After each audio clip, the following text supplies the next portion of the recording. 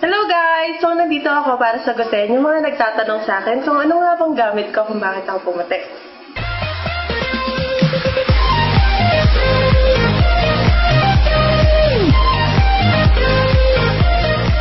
Ito na nga, Ragin Glutathione, Garcinia Cambogia, and Green Tea Extra.